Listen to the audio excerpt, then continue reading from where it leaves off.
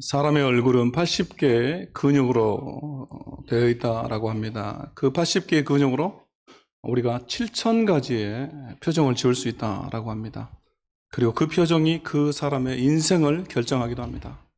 그래서 얼굴 표정을 보면 그 사람을 알 수가 있고, 그리고 우리는 그것을 인상이라고 합니다. 자, 이 시간 우리 함께 옆 사람에게요, 80가지의 얼굴의 근육을 이용해서 좋은 인상으로 미소를 지으면서 한번 인사해 보겠습니다. 자, 우리 옆 사람에게 미소가 너무 아름답습니다.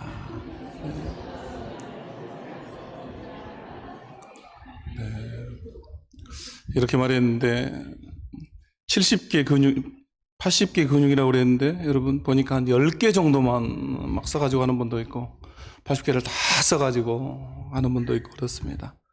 여러분 오늘 하루도 또 한 주간도 밝은 미소로 또 좋은 인상으로 복된 삶을 살기를 주님의 이름으로 축원합니다. 자, 오늘 말씀은 신약 성경 가운데서 히브리서, 이 히브리서의 가장 마지막에 해당하는 본문의 내용입니다. 우리가 아는 것처럼 히브리서는 전체 내용이 상당히 논리적이고 그리고 논증하는 형식으로 되어 있습니다. 뿐만 아니라 난해한 내용들도 나옵니다. 그럼에도 우리가 이 히브리서를 서신서, 편지로 보는 것은 바로 오늘 우리가 읽은 이 본문의 내용 때문입니다. 히브리서의 시작은 성경에 기록되었던 당시의 편지의 형식을 전혀 따르고 있지 않습니다. 그래서 무난하는 인사도 나오지 않고요. 그러나 그 마지막은 편지의 형식을 그대로 따르고 있습니다. 그래서 개인적으로 자신의 근황을 소개하고요. 그리고 무난하고 당부하는 형식으로 그 끝을 마무리하고 있습니다.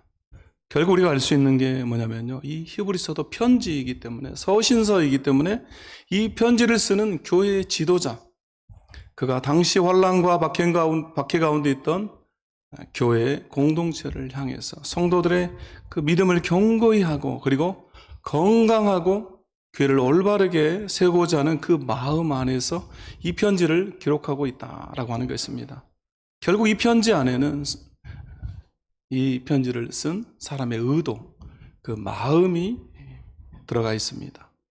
제가 군에 있을 때 22살 청년 때인데요, 제 아버님이 편지를 저에게 보냈어요. 근데 글씨가 이렇게 제가 열어보니까 글씨가 삐뚤삐뚤해요. 근데 제가 그걸 받고 눈물을 펑펑 흘렸습니다. 왜냐면요, 제가 그 편지를 받기 전에, 며칠 전에 저희 누님이 전화를 했어요. 그래서 아버지가 사고가 좀 났다, 그렇게 얘기를 했어요. 그래서 오른쪽 팔에 이렇게 기부스를 했다는 제가 얘기를 들었거든요. 근데 아버님이 왼손으로 편지를 써가지고 저한테 보낸 거예요. 그래서 뭐라고 보냈냐면, 지금 많이 안 다쳤으니까 너무 걱정하지 말고 군복무를 잘 해라, 이런 내용이에요. 군에 있는 아들이 좀 걱정이 됐나 봐요. 또 아버지가 다쳤다는 얘기 들으면 또 놀랄까 봐서 제가 그 왼손으로 쓴 그 삐뚤삐뚤한 글씨를 보는데요, 내용도 얼마 되지도 않아요. 제가 다 기억하고 있을 정도 그런 내용입니다. 근데 그 마음이요, 편지를 쓴 그 아버님의 마음이 고스란히 느껴지기 때문에 한참을 제가 군대에서 막 펑펑 울었던 적이 있습니다. 여러분, 편지라고 하는 것은 바로 이런 겁니다.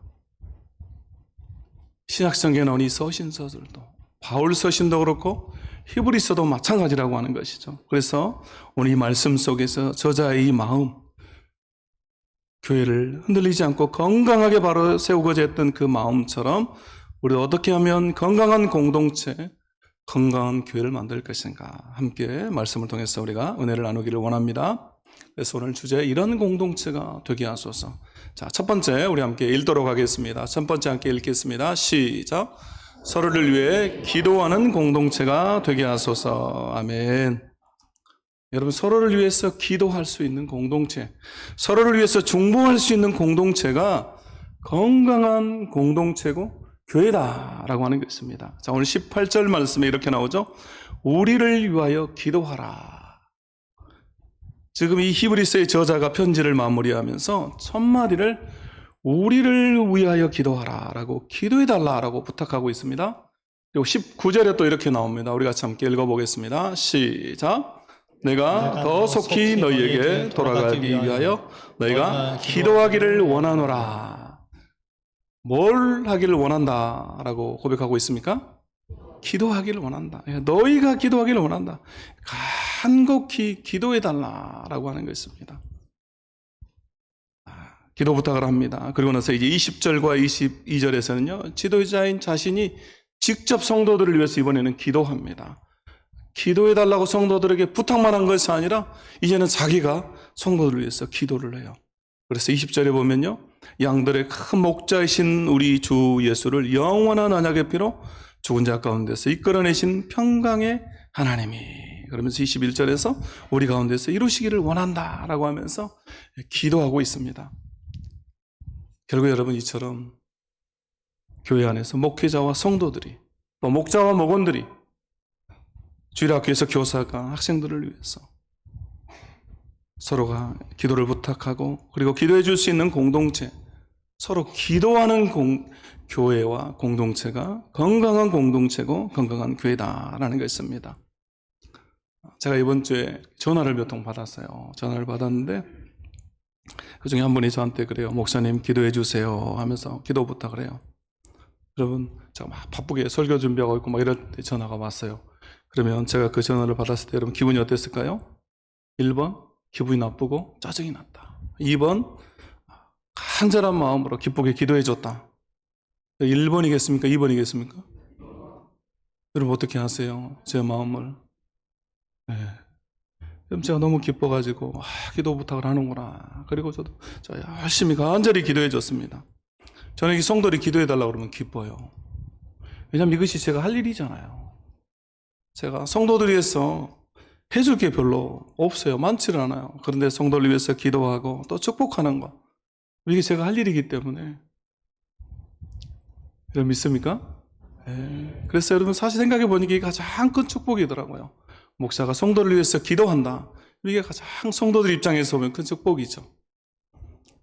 여러분 목장에서도 교구에서도 마찬가지입니다.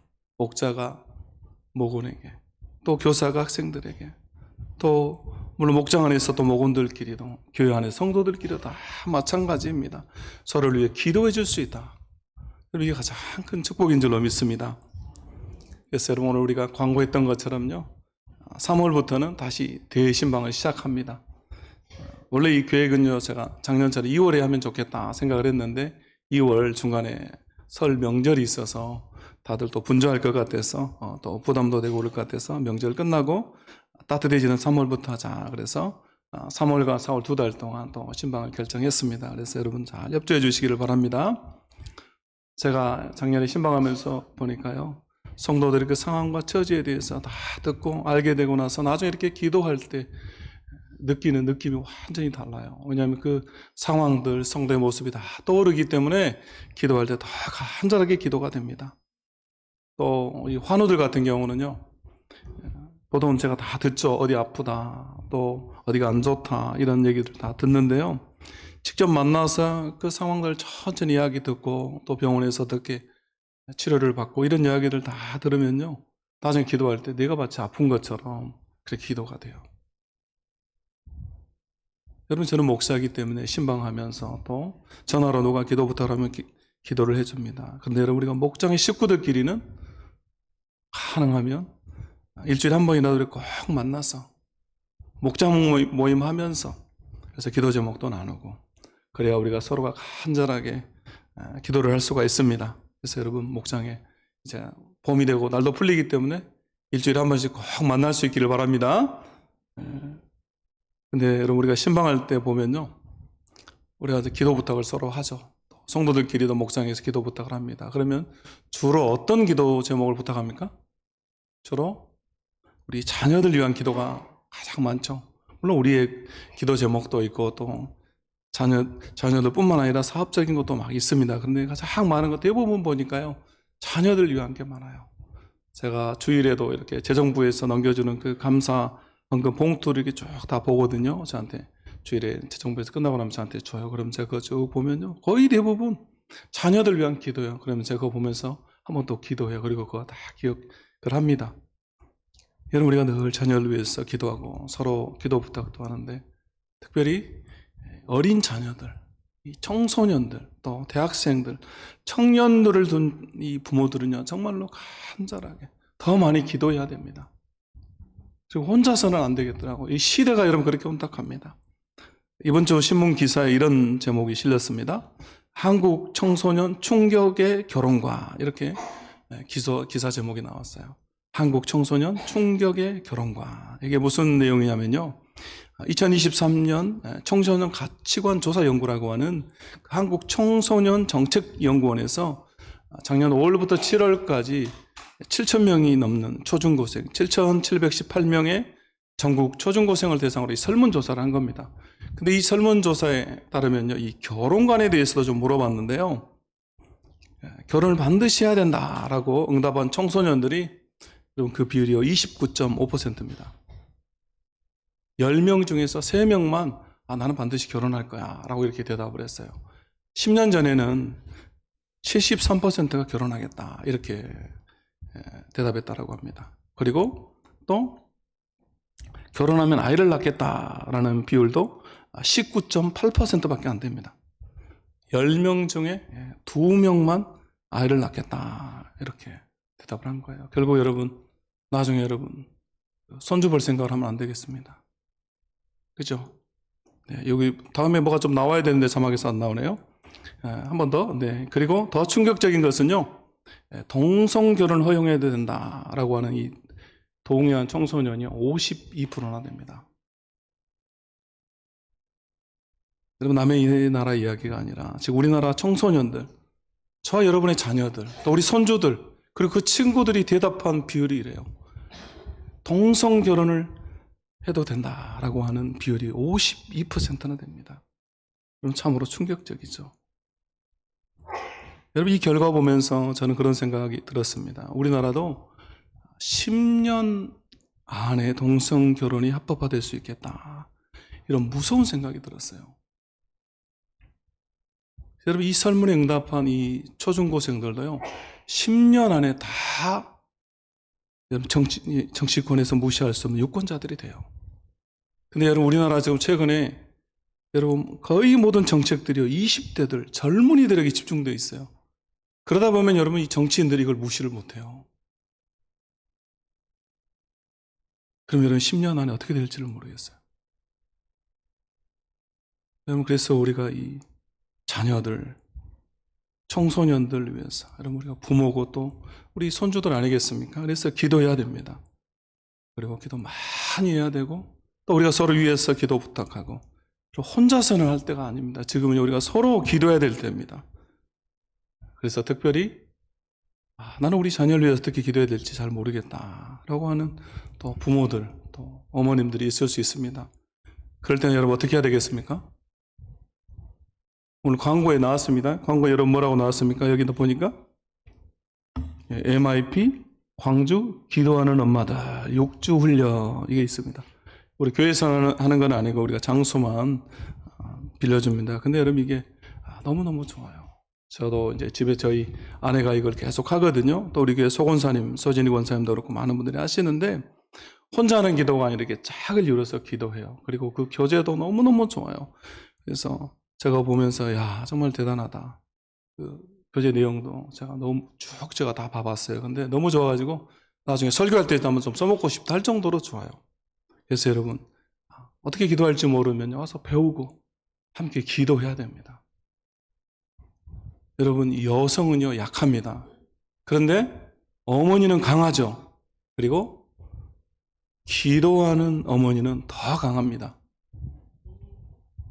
제가 보니까 세상에서 가장 무서운 여자, 가장 강한 여자가요 기도하는 엄마예요. 기도하는 엄마. 하나님이 자기 편이잖아요. 그래서 여러분, 어머니가 기도하면 그 기도의 수혜자는 전적으로 자녀들이 되는 겁니다. 여러분, 믿으시기를 바랍니다. 그래서 여러분, 우리가 함께 기도해야 되겠습니다. 또 시니어 기도에도 우리가 광고가 계속 나가고 있는데요, 시니어 세대들, 할머니, 할아버지도 기도하고, 그래서 여러분, 우리가 봄과 함께 서로 기도하는 그런 건강한 우리 혜성교가 다 될 수 있기를 주님의 이름으로 축원합니다. 자, 두 번째 우리 함께 읽겠습니다. 두 번째, 시작. 서로가 친밀함이 있는 공동체가 되게 하소서. 아멘. 그렇습니다. 여러분, 성도 간에 친밀함이 있는 공동체가 건강한 공동체다라는 것입니다. 자, 앞에서 우리가 서로를 위해서 기도하자라고 했는데요. 우리가 서로를 위해서, 다른 사람을 위해서 기도할 때 정말 간절히 기도하기를 원하지만요, 서로 친밀함이 없으면, 그럼 사이가 별로 안 좋으면 기도가 잘 안 나오죠. 우리가 간절하게 기도할 수가 없습니다. 그러나 친밀함이 있으면요, 우리가 정말 내 일처럼 그렇게 기도가 되는 것이죠. 자, 오늘 본문에 보면요, 기도 부탁을 하고 기도를 하는 이 히브리서의 저자와 교회 성도들의 사이가요, 너무너무 친밀하게 기록되어져 있습니다. 자, 오늘 편지를 마무리하면서 저자가 이렇게 기록하는데요, 나와 너라고 하는 1인칭과 2인칭을 써서 아주 친밀하게 표현을 하고 있습니다. 그래서 19절에 보시면요, 내가 더 속히 너희에게 돌아가기 위하여 너희가 기도하기를 더욱 원하노라. 내가 너희에게, 계속해서 이 표현을 씁니다. 22절에도 또 보시면요, 형제들아 내가 너희를 권하노니 권면의 말을 용납하라. 내가 간단히 너희에게 썼느니라. 또 여기서도 내가 너희에게, 너라고 하는 게 단어를 썼습니다. 또 23절에서도 내가 그와 함께 가서 너희를 보리라 이렇게 말하죠. 계속해서 너 이런 관계를 설정하고서요, 편지를 기록하고 있습니다. 결국 이 히브리서를 쓰는 저자가 자신의 이름을 말하지 않아도 될 만큼 친밀한 거였어. 나라고 하고 너라는 표현만 해도 이 편지의 독자들이 다 알 수 있는 그런 친밀함이 있다는 것입니다. 그래서 히브리서의 저자는요, 자신의 이름을 기록하지 않았습니다. 그래서 우리가 히브리서의 저자를 알 수가 없어요. 물론 당시에 독자들은 다 알았겠죠. 나와 너라고만 해도 이미 알 수 있는 그런 신뢰할 만하고 친밀한 관계였다라고 하는 것이죠. 또 22절에 보면 이런 표현이 나옵니다. 우리 같이 함께 읽어보겠습니다. 함께 읽습니다. 시작. 형제들아 내가 너희를 권하노니 권면의 말을 용납하라. 내가 간단히 너희에게 썼느니라. 아멘. 자, 히브리서의 이 저자가 편지를 마치면서 내가 간단히 너희에게 썼다 이렇게 말해요. 여러분, 히브리서가 간단한 내용입니까? 우리가 읽어보면 간단하지를 않아요. 분량도 짧지를 않습니다. 당시의 일반적인 편지에 비해서, 또 바울 서신에 비해서 상당히 깁니다. 그리고 내용 또한 이해하기 쉽지 않은 논리적인 내용들이 많습니다. 그럼에도 저자가 내가 너희에게 라고 하면서 간단히 썼다 이렇게 말해요. 그럼 이것은 서로의 신뢰의 관계, 친밀성이 있기 때문에 이렇게 말하는 겁니다. 이것은 마치 부모가 자녀에게, 우리 자녀들이 잘못하면 여러분 다 혼을 내시죠? 막 혼을 내잖아요. 경고도 하고 나무라기다 그러면서 막 심할 때는 막 30분씩 1시간씩 나무래요. 그리고 나서는 나중에 뭐라 그럽니까? 내가 다 너 잘 되라고 몇 마디 했다 이렇게 하죠. 다들 한 번도 안 해보신 분 같습니다. 저만 그런 건 아니죠. 여러분도 다 하시잖아요. 야, 엄마 아빠가 몇 마디 했어 그러잖아요. 친밀하기 때문에, 부모와 자녀이기 때문에 그렇게 말하는 거죠. 또 여러분, 우리 전라도에서 뭐라고 합니까? 우리가 그 집에 친한 사람들, 또 손님이 오면 막 식사를 거하게 준비를 하잖아요. 상다리가 부러지게 막 겁나게 준비를 하잖아요. 그래가지고 뭐라 그래요? 차린 건 별로 없지만, 차린 게 별로 없지만 이렇게 말해요. 겁나게 준비를 해요. 저 신방할 때도 보면요, 점심 먹고 갑니다 라고 해요. 근데 막 권사님들이 간식이랑 과일이랑 떡이랑 음료수랑 막 한접시 내놔요. 그래가지고 목사님 준비를 못했어요 그래요. 지금 이거 뭐죠? 그래요. 목사님 준비를 못했어요 그래요. 이게 뭡니까? 정성과 마음, 막 친밀함이 들어가 있는 거잖아요. 보면 막 권사님 그 마음이 느껴져가지고, 또 어떤 분들은 막 장로님 가서, 장에 가서 그날 아침에 좋은 과일 사오라겠다고 막 장로님 막 시켜가지고 사오신 분도 있더라고요. 그래서 뭐 그 마음이 느껴져요. 오늘 여러분, 이 저자의 마음이 이런 거 아니겠습니까? 여러분, 하고 싶은 말을 다 기록했습니다. 길게도 쓰고. 근데 마지막에 야, 별로 안 썼다, 간단하게 내가 몇 마디 썼다 이렇게 마치는 거예요. 여러분, 이해가 되시죠? 결국 이 히브리서 전체를 보면요, 배교하려고 하고 믿음의 초보의 상태에 있는 그들을 책망하고 나무라는 강한 어조들이 있습니다. 막 비판하는 어조들이 있어요. 그런데 이 저자와 성도 간에, 목회자와 교인들 간의 사이가 너무너무 친밀하기 때문에 마지막에 가서 야, 내가 간단하게 썼다라고 이렇게 말을 하는 겁니다. 결국 목사와 성도들이, 또 목장에서는 목자와 목원들이, 또 성도와 성도들 사이에 여러분 친밀하고 화목한 관계를 유지하는 교회, 이런 공동체가 건강한 공동체입니다. 여러분 지금 한국 사회는요, 나노 사회라고 그래요. 나노 사회. 이게 무슨 말입니까? 사회가 이 극소 단위로 분화되는 겁니다. 그래서 이 가족이라고 하는 공동체가 조각조각 부서져 가지고 모래알처럼 개인으로 다 흩어지고 각자가 고립된 섬처럼 이 독립된 생활을 하는 걸 말해요. 그래서 혼자 사는 1인 가구가 요즘 얼마나 많습니까? 여러분 이것은 산업화의 특징 중에 하나인데, 특별히 코로나로 인해서 또 스마트폰의 이 보급화로 인해서 이게 더 심화됐습니다. 그래서 여러분 사람들이요, 결국 고립되고 외로움을 탑니다. 근데 여러분 우리 인간은요, 하나님 만드실 때 혼자 살도록 창조하지는 않았습니다. 그래서 우리 인간은 아무리 많이 가지고 성공해도 친밀한 관계 속에서 행복을 누리도록 그렇게 하나님 우리를 만들었습니다. 그렇지 않으면요, 외로운 거예요. 결국 이런 나노 사회가 되다 보니까 한국 사람들이 외로워. 고립되고, 심지어 교회에 다니는데도 예수님 믿는다라고 하면서도 외로움을 탑니다. 그래서 제가 이전에 설교하면서 설문조사 얘기했던 적이 있는데, 여러분 일반 국민들의 55%가 나는 외로워요 라고 대답했어요. 근데 교회 다니는 분들도 46%가 일반 국민들보다는 조금 낮지만 그래도 거의 근사치죠. 거의 2명 중에 1명이 나는 외로워요 라고 대답을 했습니다. 이 한국 사회 전체가 외롭고 고독한 사회가 됐습니다. 결국 여러분 이것을 극복하는 방법은 뭡니까? 우리가 이 친밀함을 회복하는 겁니다. 그래서 여러분 교회에 나오면, 최소한 교회에 오면 우리가 외롭지 않도록 가족 같은 분위기, 공동체 안에서 서로 친밀하도록 좋은 공동체, 좋은 가족이 되어야 할 줄로 믿습니다. 여러분 우리 교회가요, 예전부터 다니셨던 분들은 알겠지만 우리 교회가 원래는 이런 공동체성이 아주 강한 교회였습니다. 그래서 막 가족 같은 교회였어요. 그럼 기억이 나십니까? 장로님, 권사님들 다 기억이 나시죠? 예전에는 무슨 모임만 하면 다 어디서 했습니까? 집에서 했죠. 집에서.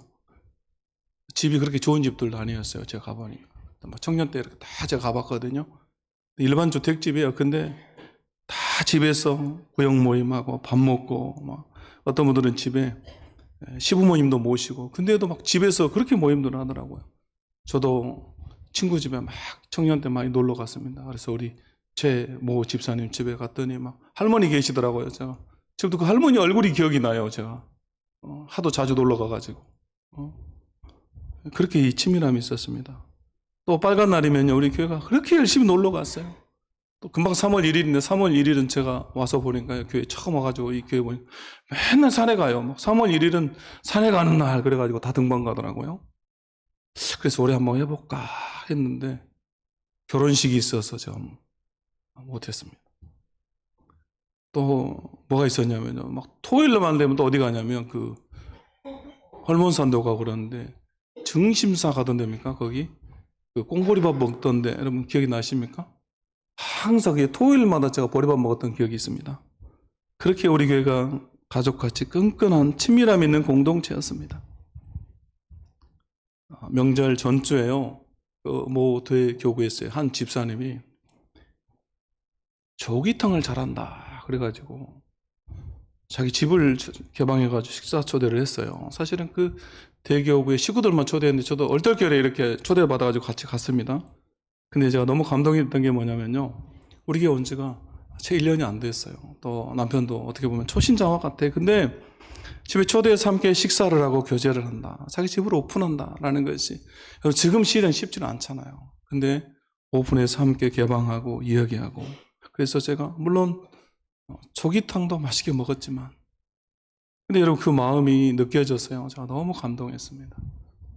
여러분, 우리가 이런 가족 같은 친밀함을 회복해야 할 줄로 믿습니다. 우리 교회가 예전에 그 정도를 다시 한번 회복하기 위해서 여러분 이 봄에 날도 이제 다 풀리고 있지 않습니까? 그래서 목장 모임도 하시고 가능하면 좀 가정에서도 좀 모이시고 또 모일 때 우리가 전도하려고 하는 사람들, 안 믿는 사람들도 집에서 밖에서 초대해요. 처음부터 막 교회 와라 그러면 짜증내고 안 오잖아요. 그래서 밖에서도 카페에서 모일 때, 식당에서 모일 때 이렇게 초대를 해서 자연스럽게 친해지면 당연히 교회 나오죠. 여러분 이렇게 우리가 서로가 친밀함이 있는 공동체가 될 때 우리 교회가 건강하게 세워져 갈 줄로 믿습니다. 세 번째 우리 함께 읽도록 하겠습니다. 세 번째 함께 읽겠습니다. 시작. 서로를 위해 축복하는 공동체가 되게 하소서. 아멘. 서로를 위해 축복하는 공동체. 이런 공동체가 건강한 공동체고 건강한 교회다라고 하는 것입니다. 자, 오늘 21절 말씀 우리 함께 읽어보겠습니다. 21절 말씀입니다. 자, 시작. 모든 선한 일에 너희를 온전하게 하사 자기 뜻을 행하게 하시고 그 앞에 즐거운 것을 예수 그리스도로 말미암아 우리 가운데서 이루시기를 원하노라. 영광이 그에게 세상에 무궁토록 있을지어다. 아멘. 여러분 잠깐 앞에서도 언급했지만요. 21절은 기도면서 또한 축복입니다. 그래서 우리가 축원한다라고 하죠. 지금 이 히브리서의 저자가 성도들을 향해서 마지막으로 축복하고 있는 겁니다. 그런데 이 축복은 일반적인 축복을 넘어서는 성도들을 만드신 목적, 그리스도의 피로 구원하신 그 목적과 관련된 축복입니다. 그래서 오늘 21절에는요, 두 가지로 그 축복이 나오는데요. 첫 번째는 너희를 통해서 하나님의 뜻이 이루어지기를 원한다라고 지금 저자가 축복하고 있습니다. 자, 21절을 우리가 다시 한번 보시면요. 이렇게 나오죠. 모든 선한 일에 너희를 온전하게 하사 자기 뜻을 행하게 하시고 이렇게 나오죠. 자기 뜻을 행하게 하시고 결국 여러분 이 문장은요. 20절에서 평강의 하나님이라는 말이 나왔었기 때문에 하나님이 주어입니다. 그러므로 여기 나오는 이 자기의 뜻은 하나님의 뜻을 말해요.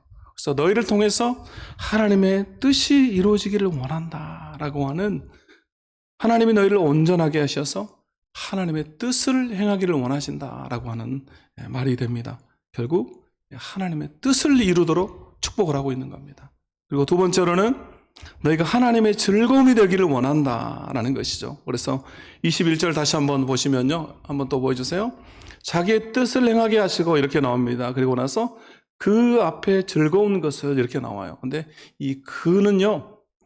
인칭대명사입니다. 그래서 하나님을 말합니다. 하나님 앞에 즐거운 것을 예수 그리스도로 말미암아 우리 가운데서 이루시기를 원한다. 하나님 앞에 즐거운 존재, 하나님을 즐겁게 하는 사람이 되기를 원한다라고 하는 것입니다. 결국 그래서 이 말씀을 정리해 보면요, 히브리서 저자가 교회를 향해서 축복하면서 성도들이 내 뜻이 아니라 하나님의 뜻을 이루고 내 즐거움이 아니라 하나님의 즐거움이 되기를 원한다라고 지금 마지막으로 축복하고 있는 겁니다. 여러분 이것은 하나님 우리를 창조하신 목적이죠. 그리고 우리를 그리스도의 피로 구원하신 목적입니다. 그래서 우리는 이 땅에서 하나님의 뜻을 이루는 삶을 삽니다. 그리고 그분을 즐겁게 하고 그분을 영화롭게 하는 삶을 삽니다. 그래서 여러분 이것이요, 존재 자체를 축복하는 진정한 축복이죠. 그냥 네가 세상에서 잘 되라라고 하는 그 정도의 축복이 아니라 정말로 하나님이 너를 부르시고 너를 만드신 그 뜻대로, 너를 구원하신 그 뜻대로 이루어지기를 원한다라고 하는 우리가 할 수 있는 가장 큰 축복인 것입니다. 그러므로 바라기는 오늘 우리 사랑하는 성도들 모두가 또 성도들의 가정과 자녀들 모두 하나님의 뜻을 이루고 그리고 하나님을 즐겁게 하는 하나님의 즐거움이 되는 그런 역사가 있기를 주님의 이름으로 축원합니다. 그리고 나서 이제 저자가요, 마지막 편지를 문안합니다. 그리고 나서 25절에서 이렇게 말하죠. 은혜가 너희 모든 사람에게 있을지어다. 여러분, 은혜는 누구로부터 옵니까? 하나님으로부터 옵니다. 그러므로 이 말은요, 하나님의 은혜가 너희와 함께 하기를 원한다 라는 말이죠. 결국 우리는 하나님의 은혜 없이 살 수 없는 존재다. 우리는 하나님의 은혜로 산다라는 말입니다. 그래서 우리가 축복할 때도 여러분 어떻게 축복합니까? 하나님의 은혜가 함께하길 원해. 그렇죠? 우리가 성도들을 축복할 때도 하나님 좀 은혜를 베풀어 주세요. 이렇게 축복하잖아요. 물고기가 물을 떠나서 살 수 없듯이 우리 성도들은요, 하나님의 은혜를 떠나서는 살 수가 없는 존재들입니다. 이처럼 서로 축복하는 공동체는요, 험난한 세상을 이길 힘이 있습니다. 왜냐하면 여러분, 축복하는 공동체가 바로 서로 사랑하는 공동체이기 때문에 그래요. 우리가 사랑할 때만 축복을 할 수가 있습니다. 여러분, 진정으로 사랑하지 않으면요, 남을 축복할 수가 없어요. 여러분, 우리가 어떤 존재입니까? 우리는 사촌이 땅만 사도 배가 아픈 존재예요. 아닙니까? 사촌이 땅만 사도 배가 아프잖아요. 그래서 남들 잘 되라고 이런 축복하기가 쉽지 않아요. 내가 막 기도했어요. 근데 다른 사람이 나보다 더 잘 되어버렸어요. 그럼 여러분, 배 아플 것 같습니까? 안 아플 것 같습니까? 내 기도는 응답이 안 되는데 저 사람 기도는 막 응답이 돼요. 그럼 여러분, 배가 아파요. 여러분, 그런 경험이 한 번도 없습니까? 배가 아파요. 근데 여러분, 잘 생각해 보세요. 자식이 잘 됐어요. 사촌이 땅 사면 배 아픈데 자식이 땅 샀어요. 배가 아픕니까? 안 아픕니까? 안 아파요. 안 아파. 왜 그렇죠? 자식은 사랑하니까 그래요. 사랑하니까. 그죠? 결국 여러분, 축복할 수 있다라고 하는 것은 여러분, 내가 사랑한다라고 하는 말이죠. 우리가 다른 성도들을 위해서 서로를 진정으로 축복해 줄 수 있다라고 하는 것은 내가 정말로 사랑한다라는 것이고 진정으로 사랑하는 공동체다라는 거예요. 저 사람이 나보다 잘 돼도 저 형제가, 저 자매가, 저 집사님이 나보다 더 잘 돼도 내 배가 아프지 않은 거예요. 사랑하는 공동체이기 때문에 그런 겁니다. 그래서 여러분, 서로 축복하는 공동체는 사랑하는 공동체이기 때문에 여러분, 이 험난한 세상을 이길 힘이 있는 겁니다. 그러므로 바라기는 우리 교회가 진정으로 사랑하고 축복할 수 있는 그런 공동체가 되기를 주님의 이름으로 축원합니다. 자, 우리 옆 사람에게 한번 이 시간에 우리 축복할까요? 나보다 더 잘 되기를 원합니다. 네. 하나님이 100배로 복 주시기를 원합니다. 여러분, 그래도 배 아픕니까? 안 아픕니까? 안 아파요? 네, 다행입니다. 아이고, 다행입니다. 이제 이 정도면 제가 말씀을 마쳐도 되겠습니다. 여러분, 믿음의 경주는 혼자 뛰는 것이 아닙니다. 응원하며 박수하고 격려하는 허다한 선진들의 격려가 있고요. 또 넘어지면 일으켜줄 좋은 믿음의 동료들이 있습니다. 그래서 우리는 서로를 위해 기도하는 공동체가 되어야 합니다. 그리고 서로가 친밀함이 있는 공동체가 되어야 됩니다. 그리고 마지막으로 서로를 위해 축복하는 공동체가 되어야 됩니다. 우리 교회가 이런 공동체가 될 때 건강하고 하나님 모시기 기뻐하실 만한 그런 교회가 될 줄로 믿습니다. 이 시간 함께 우리 찬양하고 결단하며 기도하도록 하겠습니다. 찬송가